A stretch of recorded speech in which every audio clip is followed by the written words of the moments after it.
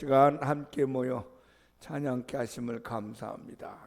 세상 같은 인생을 만나고 헝곡을 지나갈지라도 주님 함께 하시면 넉넉히 이길 줄로 믿습니다.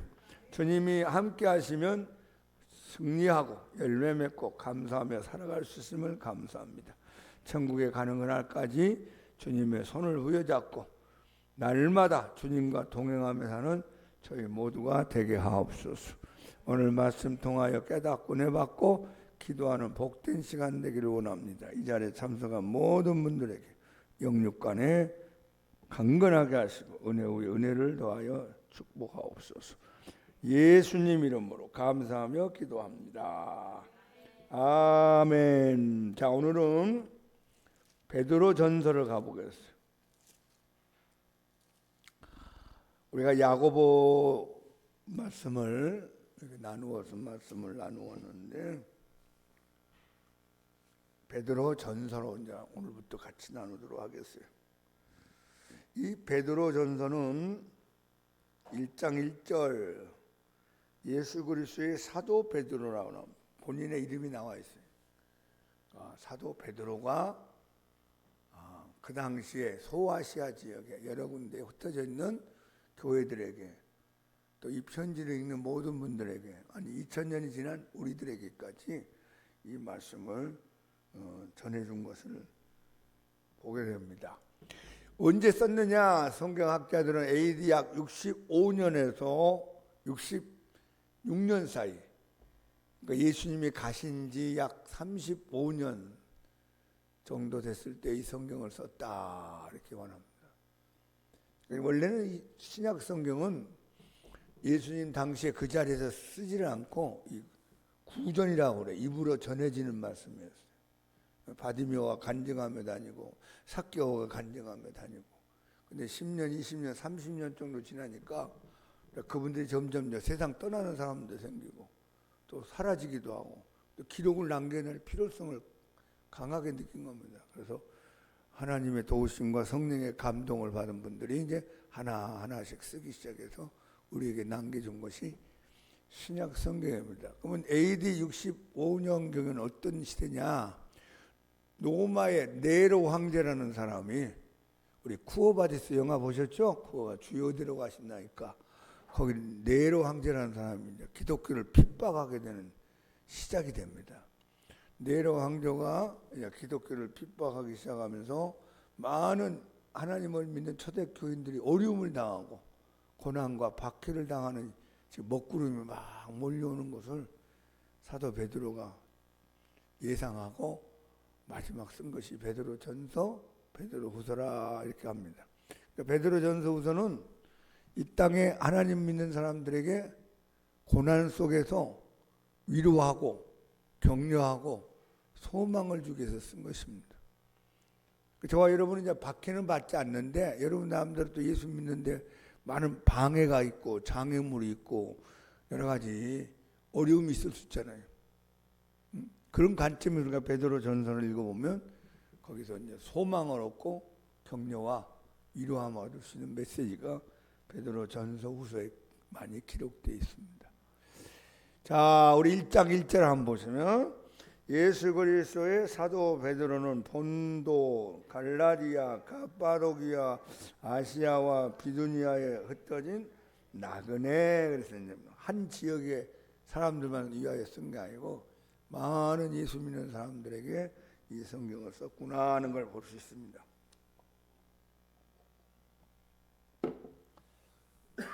여기 중요한 말씀이 하나 나오죠. 나그네라는 말이에요. 나그네. 베드로 서신에서 나오는 특별한 용어가 나그네라는 용어가 나와 있습니다. 사도 바울 서신에는 별로 나오지 않는 용어인데 이 나그네가 어떤 뜻이냐? 외국인, 영어로 보면 이상한 사람들, 스트레인저라는 겁니다. 나그네, 순례자. 여러분 나그네라는 것은 지나가는 사람이죠. 고향이 아직 도달하지 않았어요. 그러니까 이 땅에 있는 예수 믿는 사람을 고향을 찾아가는, 본향을 찾아가는, 천국을 찾아가는 인생의 나그네와 같다는 그런 용어를 쓴 겁니다. 낯선 사람들, 이상한 사람들. 어떤 영어 성경에는 외국인들이라 이렇게 표현을 하고 있어요. 예전에 우리 교회에서 필리핀 우리 노동자 예배가 있었어. 한 40명 정도 모였는데 제일 처음에 우리 교인 가운데 어떤 분이 우리 영어 실습하러 나가자 그래갖고 시장통에 외국인들이 있다 해가지고 두 집사님이 지나가다 외국인 같은 애를 만났는데 그 친구가 필리핀 노동자였어요. 여자 자매가 둘이 지나갔는데 집사님이 영어로 뭐라고 더듬거리면서 얘기했겠죠. 그러면서 우리가 크리스찬인데 우리 집에 가서 내가 차를 대접하고 싶다고 따라오더래요. 집에 가서 이제 같이 차 마시면서 친해져갖고 우리 양문교회 이런 교회 다니는데 한번 오시겠어요? 그러면 주일날 3명인가 4명 왔더라고요. 오후 4시쯤. 그러니까 이제 자연스럽게 이제 예배가 시작되는데 어느 날 한 서너 번 지내더니만 목사님 우리끼리 이렇게 예배 드리는 어떤 그 분위기가 되면 안 됩니까? 그래. 그럼 뭐 해라. 그럼 자기들끼리 이제 막 기타 들고 나와서 막 찬송가 부르고 막 드럼도 치고. 그래서 영어하는 자매님이 한 번 있었는데 통역을 시켜가면서 설교하고. 그다음에 이제 예배 끝나면 이제 그때가 층이 달랐는데 그 필리핀 친구들이 이제 자기들 음식을 가지고 와요. 필리핀 음식을 해갖고 와서 거기서 이제 파티 같이 식사하고. 한 달에 한 번씩인가 무슨 생일날 맞이하면 또 생일 잔치 한다고. 그땐 더 많이 왔지. 구로동에서 오고 남양주에서 오고 조회에서도 오고. 지금도 저기 이제 방학동에 가면은 그 교회 모임이 있어요. 우리 교회에서 출발해가지고 한 몇 년 했을까? 몇 년 했는데 어느 날 자기들끼리 헌금해가지고 예배당을 이렇게 하나 세우더라고. 그동안 이제 자기들끼리 헌금한 거 그동안 이제 11조라고 나한테 와서 이제 사인해달라는 거예요. 100만 원 모이면 양문교 10만 원, 200만 원 모이면 20만 원. 그걸 이제 축적해가지고 자기들 그 공장이 많은데 사람들이 오기가 쉬운 데라는 언젠 가보니까 거기 교회가 있어요. 저를 알아보는 사람도 있고. 지금 우리로 말하면 이제 미국에 한국 교회가 생기는 것처럼 필리핀 사람들끼리 예배가 시작된 걸 봤어요. 근데 그 사람들은 대한민국이 고향이 아니잖아요. 언젠간 가야 될 거 아니에요, 필리핀으로. 그 당시 그 대학교를 나온 사람이 많았어요. 필리핀 대학을 나왔는데 그 당시 월급이 15만 원이었대요. 필리핀의 월급이. 한국에서는 150만 원을 받은 거예요. 10배를 받으니까 한 달 일하는 게 거의 1년 필리핀 일하는 그런 임금을 받다 보니까 여러분 1년만 하면 10년짜리 돈을 버는 거예요. 그걸 보내주면 거기서 어머니 아버지가 논도 사고 밭도 사고 어떤 애는 부지런하게 하면 조그마한 빌딩도 사고 그리고 거기서 자기들끼리 또 결혼도 하고 돌아간 사람도 있고 여기 남은 사람도 있고 그런 모임을 우리가 해본 적이 있습니다. 자, 언젠가는 고향에 가는 게 나그네죠, 외국인. 근데 이 나그네 외국인은 어떤 뜻이 있냐면 세상 사람들이 여러분과 나를 보면 이상한 사람으로 본다 그 말이에요. 우리가 이제 필리핀 출신들의 그 삶을 보면 우리하고 안 맞잖아요. 베트남 사람도 마찬가지고. 우리 가나 목사님도 왔다 갔다 하지만은 뭔가 우리하고 다르잖아요. 어색하지 않아요? 음식도 그렇고 문화도 그렇고 말도 그렇고 생김새도 그렇고 낯설어요. 거기 외국인이라는 뜻이에요. 나그네라는 뜻. 무슨 얘기냐면 세상 사람들이 저와 여러분을 보면 이상한 사람으로 보인대요. 스트레인저. 저렇게 날씨가 좋은데 왜 놀러 가지 않지? 야, 이렇게 술이 좋은데 왜 술을 안 먹지? 야, 이렇게 살면 재밌는데 왜 사람들이 저렇게 안 살지? 이상하다. 무슨 재미로 살까? 그러니까 여러분들을 볼 때 불신자들이요, 좀 낯선 사람, 외국인 같이 이상한 사람으로 본다면 여러분이 잘 믿는 겁니다. 할렐루야. 니나 나나 똑같지 뭐. 너 교회는 다니지만 불신자 똑같아. 제가 이제 학교를 다니면서 예수님 믿고 성령 받고 사람이 달라졌어요. 술 먹던 것도 끊어버리고 담배도 다 안 먹고 무슨 미팅도 안 가고 무슨 어디 가서 그냥 그런 것도 안 하고 막 완전히 사람이 이상해졌어. 그러니까 친구들이 나를 가만히 보더니만 놀리는 거예요. 아, 강영재님 해가면서 놀리는 거예요. 응? 왜냐하면 자기들하고 삶이 뭔가 다르잖아요. 나는 그 사람들이 불쌍한 마음이 생기고 그 사람들은 내가 이상한 사람으로 이제 예수 믿더니만 적당히 믿은 게 아니라 뭐 세게 믿어가지고 푹 빠진 사람 같이 보이니까 나를 이상해 본 거예요. 그다음 한 친구가 나한테 자기 친구라 하면서 같은 과 친구를 데려왔어요. 그 친구는 모태 신앙이었어요. 어머니 아버지 집사님이고 주일학교에서 어린아이들 가르치는 주일학교 교사 하고 있는 우리 20대 초에 된 친구였어요. 근데 나는 이제 믿은 지 1년도 안 된 사람이고 그 사람은 이제 20몇 년을 믿었잖아요. 근데 좀 달라요. 도전을 받은 거야. 저 친구는 1년도 안 되고 신앙생활 경력도 없는데 나는 모태 신앙이 어릴 때부터 믿고 주일학교 교사도 하는데 왜 나하고 저거 다를까? 왜? 그 친구는 할 거 다 하고 교회 가는 거예요. 세상의 친구들하고 다 똑같이. 그러니까 교회 가서는 예수님 믿는 사람이고 밖에서는 세상 사람들과 똑같이 사는데 나는 또 그렇게 안 산다고 그러니까 이상하게 보이겠죠. 그 얘기를 하다 보니까 내가 그랬지, 내가 그때 건방진 얘기를 했죠. 나도 모르게 입에서 나온 거예요. 오래 믿은 게 중요한 게 아니라 초신자가 하나님의 말씀대로 사는 게 중요해요. 뭐 하나님 음성일 수 있잖아요. 나중에 이제 군대 갔다 와서 다시 만나니까 그 친구가 그래. 자기는 그냥 이렇게 믿고 살기로 했대. 나는 나대로 이렇게 믿고 살고. 그다음 이제 졸업하고 뭐 만날 길이 없으면 그렇게 산 겁니다. 자, 여러분과 제가 사도행전을 가만히 보면 두 가지 모습이 나와요. 참된 그리스도인에게는 핍박이 와요. 박해가. 마귀가 싫어하겠죠? 문화가 다르니까. 마귀가 못 믿게 하려고 막 쪼아댈 거 아니에요. 또 다른 모습을 보냐면 칭찬이 와요. 칭찬. 야, 예수 믿는 사람 다르다. 야, 저렇게 항상 웃고 다니냐. 저렇게 선을 행하느냐. 참 인내하시구나. 사랑이 많네. 기뻐하는구나. 세상 사람들 볼 때는 도전을 받는 거예요. 여러분들에게 그 두 가지가 나타나면 좋아요. 불신자들이 여러분들이 이상하게 보면서 조금 말하자면 여러분을 조롱하듯이 핍박을 받을 수 있는 그런 경우가 있어요. 예수님도 그걸 우리에게 가르쳤잖아. 그때는 기뻐하고 즐거워하라. 너희의 상이 하늘에서 큼이라. 그렇죠. 또 반대로 여러분들이 이렇게 보면서 칭찬을 여러분들을 보고 한다면 여러분 잘 믿는 사람입니다.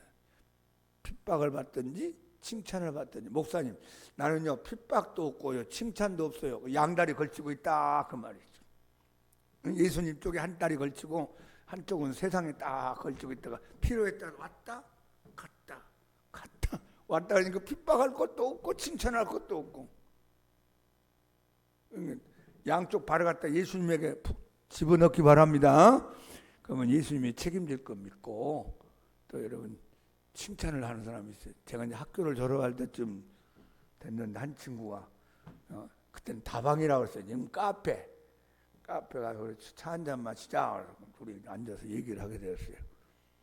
뭐라고 하냐면 난 그 친구 말을 잊지 못합니다. 자기가 나를 가만히 쳐다봤대요. 3년 4년 동안.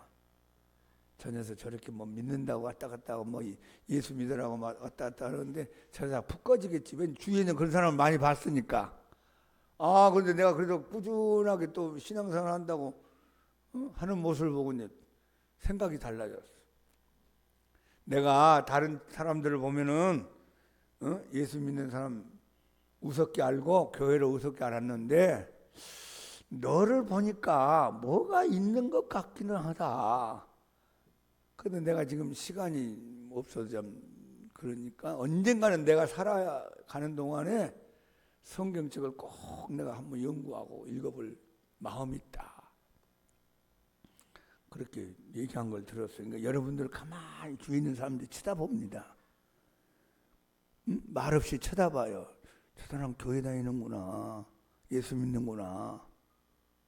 저러다 푹 꺼지겠지 뭐. 저러다 그냥 이상한 사람을 믿다가 말겠지. 그런데 이게 1년 가고 2년 가고 3년 가고 5년 가고 계속 꾸준하게 잘 믿고 여러분 신앙생활 하면요, 어떤 마음이 생기냐면 존경스러운 마음이 생겨요.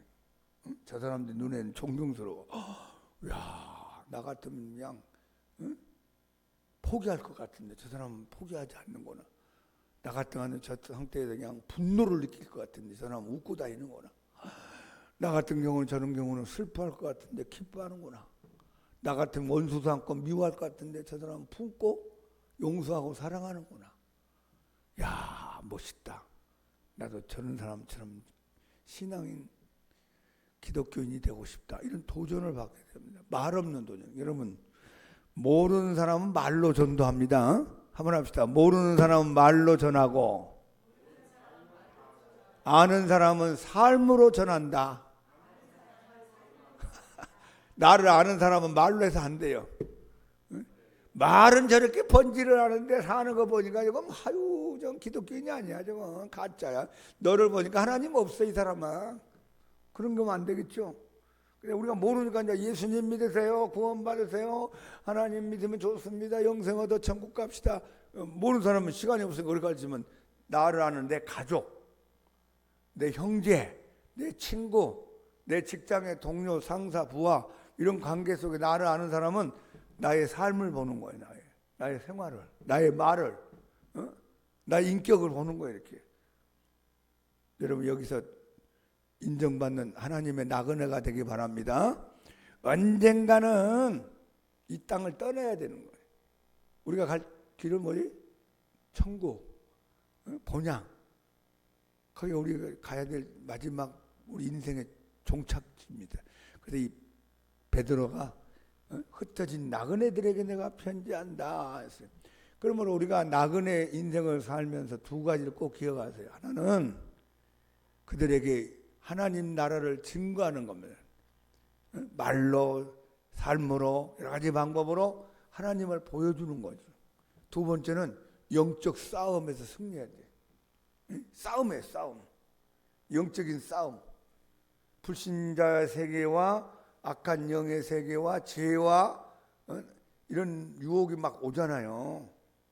올 때 여러분과 내가 영적인 싸움에서 승리하기 바랍니다. 하나님의 나그네는 영적 싸움에서 승리하기를 주님 원해요. 내가 여기서 밀리고 치고 넘어지고 밟히고 그러기를 주님 원하지 않아요. 그래서 요한계시록 2장 3장에 오면 7교회가 나오잖아요. 에베소, 서머나, 버가모, 두아디라, 사데, 빌라델비아, 라우디기아 7교회가 나오는데 그 교회마다 예수님이 마지막에 명령하면서 권면하면서 부탁한 말씀이 있어요. 이기는 자는 내가 이런 약속을 해주마. 이기는 자는 이런 상급을 주마. 이기는 자에게는 내가 하늘에 생명나무를 먹게 할 것이고. 이기는 자. 계속 뭐라고요? 이기는 자가 되라는 거예요. 한번 합시다. 이기는 자가 되자. 저라는 말은 없어요. 작전상 후퇴도 없어요. 등 돌려라 그런 거 없어요. 이겨야 돼요. 하여튼 무조건 앞으로 나가고 전진하고 올라가고 승리하기 바랍니다. 나그네는 예수님을 보여주고 예수님을 증거할 뿐만 아니라 영적 싸움에서 승리자가 되어야 합니다. 자, 여러분 세상 사람들이 저를 볼 때, 여러분을 볼 때 이상하다. 저 사람들은 나하고 우리하고 달라. 이상한 사람들이야. 그렇게 생각하고 느끼는 것이 잘 믿는 거다. 그 말입니다. 여러분 친구들이 여러분 어떻게 생각하세요? 불신자 친구들이. 교회 안 다니고 예수 안 믿는 친구들이 여러분을 볼 때 좀 낯설게 보여야 돼. 외국인 같이 보여야 돼. 가나 탐순 목상 같이 보여야 돼. 말도 한국 같이 우리 같이 잘 못하지 뭐. 또 피부 색깔도 다르고 문화도 다르고 먹는 것도 다르지만 낯설게 보는 것처럼 여러분도 그런 나그네가 되기를 축복합니다. 자, 2절 보시면 곧 하나님 아버지의 미리 하심을 따라 성령이 거룩하게 하심으로 순종함과 예수 그리스도의 핏부림을 얻기 위하여 택하심을 받은 자들에게 편지하노니 은혜와 평강이 너희에게 더욱 많을지어다. 여기 너희라는 말 앞에 몇 가지 수식어가 붙었어요. 하나님 아버지의 미리 아심, 이건 계획하신 거예요. 하나님이 앞으로 예수 믿는 사람들을 구원시켜야 되겠다. 예수님 십자가에 못 박아 피 흘려 죽게 함으로 구원받는 길을 열어놓겠다. 그리고 하나님이 여러분들을 때가 되니까 불러 찾아오셨어요. 우리가 먼저 하나님을 아는 게 아니라 하나님이 여러분을 먼저 아셨다고. 아브라함이 하나님을 먼저 알아본 게 아니잖아요. 하나님 아브라함을 먼저 찾아오셨어요. 모세가 하나님 찾으러 간 게 아니라 하나님 모세 찾아오셨죠. 베드로가 예수님 알아보고 예수님 따라간 게 아니라 예수님이 베드로야 나를 따라오느라니. 순서로 보면 내가 먼저가 아니고 하나님이 먼저. 하나님 아버지가 미리 아심을 따라서. 그 다음 두 번째, 성령이 거룩하게 하심으로. 우리가 죄인인데 우리가 의롭다함을 얻고 거룩한 사람으로 변화된 것, 성령의 강한 역사가 있기 때문이다 하는 걸 말합니다. 여기 순종함과 예수 그리스도의 핏부림을 얻게 하여. 그럼 누구한테 순종하느냐? 원래 뜻은 예수 그리스도께 순종함과 그리스도의 핏부림을 얻기 위하여 택하심을 받은 자들이라 그랬어요. 그러니까 우리가 예수님에게 뭐 해야 돼요? 순종해야 돼요. 저와 여러분, 예수님 믿기 전에는 내가 왕이고 내가 주인이고 내가 마음대로 살았어. 아프리카에 있는 사자같이 내 마음대로 살았어. 누가 아프리카 사자를 길들일 사람 누가 있겠어요? 근데 우리가 예수님 믿고 교회 안에 들어오니까 하나님 이제 훈련을 시키고 연단을 시켜서 예수님에게 이제 순종하는 사람으로 점점 변화시켜 가는 겁니다. 저도 마찬가지. 저도 여기까지 올 때까지 하나님 앞에 이제 훈련받고 연단받아서 순종하는 목사로 이제 하나님 나를 다듬어서 여기까지 인도한 겁니다. 자, 예수 그리스도께 순종함과 여기 핏부림을 얻게 하여. 이제 핏부림 뭐예요? 제사함. 제 씻음을 받는 핏부림. 예수님에게는 순종함과 핏부림의 은혜가 우리에게 있다는 거예요. 자, 여기 우리가 구원받은데 성부 하나님, 성자 예수님, 성령 하나님이 다 관여를 하고 있어요. 여러분과 내가 구원받는 게 보통 큰 복이 아닙니다. 보통 큰 은혜가 아니에요. 우리를 구원시키기 위하여 성부 하나님께서 다 계획하시고 섭리하시고 미리 하시고 인도하시고 이 아버지의 큰 계획 안에서 예수 그리스도의 십자가의 사건과 예수님의 핏부림을 통한 제사함의 은총을 주시고 고집 많던 저와 여러분을 예수님에게 순종하게 만들고, 그리고 성령께서 우리 안에 계시면 우리를 거룩한 사람으로 점점 성화시켜가는 이 삼위 하나님이 함께하는 게 구원의 은총입니다. 할렐루야. 어쩌다가 여러분이 교회 나온 게 아니고, 어쩌다가 예수 믿게 된 게 아니고, 어쩌다가 뭐 내가 나도 모르게 그냥 양문까지 왔구나, 이게 아니고, 여러분들이 구원받는 이 과정이 성부 하나님, 성자 예수님, 성령 하나님의 삼위 하나님께서 여러분 영혼을 구원하는데 다 관여했다는 것을 잊지 마시기를 축복합니다. 우리가 창세기 1장에 보면 천지를 창조할 때도 성부와 성자와 성령 하나님이 다 관여하셨어요. 하나님이 가라사대 빛이 있으라. 하나님의 영이 수면 위에 운행하시더라. 하나님의 영이 성령이고, 가라사대는 예수 그리스도의 권세고, 하나님은 성부 하나님. 그러니까 성부와 성자와 성령 하나님이 함께 하셔서 이 천지를 창조하고, 또 우리가 우리의 형상과 모양을 따라, 우리의 모양을 따라 사람을 만들자. 우리란 말이 뭐예요? 성부와 성자와 성령 하나님이 함께 우리 역사에서 우리 사람을 만든 거예요. 인간 창조도 삼위 하나님. 우리 구원의 문제도, 여러분과 내가 새로운 피조물 되는 구원의 문제도 성부와 성자와 성령의 하나님의 은혜로 우리가 구원받은 하나님의 백성이요 나그네가 된 것을 믿기를 축복합니다. 여러분은 보통 사람이 아니고 귀한 사람이고 하나님 보기에 참 복된 사람으로 여기까지 온 것을 믿기를 바랍니다. 자, 예수님에게 순종하고 핏부림을 얻자. 시작. 핏부림은 십자가의 피예요. 이 핏부림을 받으면 제사 안 받고 죄 용서 안 받고 구원받는 길이 열리는 거고, 그 결과 우리는 어떻게 해요? 순종하며 살았죠. 그 예수님을 잘 믿는 사람들입니다. 자, 1절 2절에 사도 베드로가 저와 여러분 예수님을 믿는 사람에게 대해서 나그네, 하나님 아버지가 너를 미리 알고 인도하셨다. 성자 예수님이 피 뿌려 너의 죄를 다 용서했다. 성령 하나님이 너를 거룩한 길로 인도하시고 거룩한 사람을 만들어 가신다. 그럼 우리는 예수님에게 순종하며 사는 나그네가 되기를 바란다. 이 말씀을 먼저 합니다. 그리고 이제 3절부터 얼마나 중요한 귀한 구원에 대한 은총으로 이게 말씀하지 모릅니다. 우리 모두 하나님을 보여주는 나그네, 영적인 싸움에서 승리하는 나그네, 세상 사람들이 여러분을 보고 하나님을 만날 수 있는 복된 나그네의 삶을 살기를 예수님 이름으로 축복합니다. 찬송가 370장. 자, 나는 천국에 가야 하는 나그네다. 시작. 나는 천국 가는 나그네다.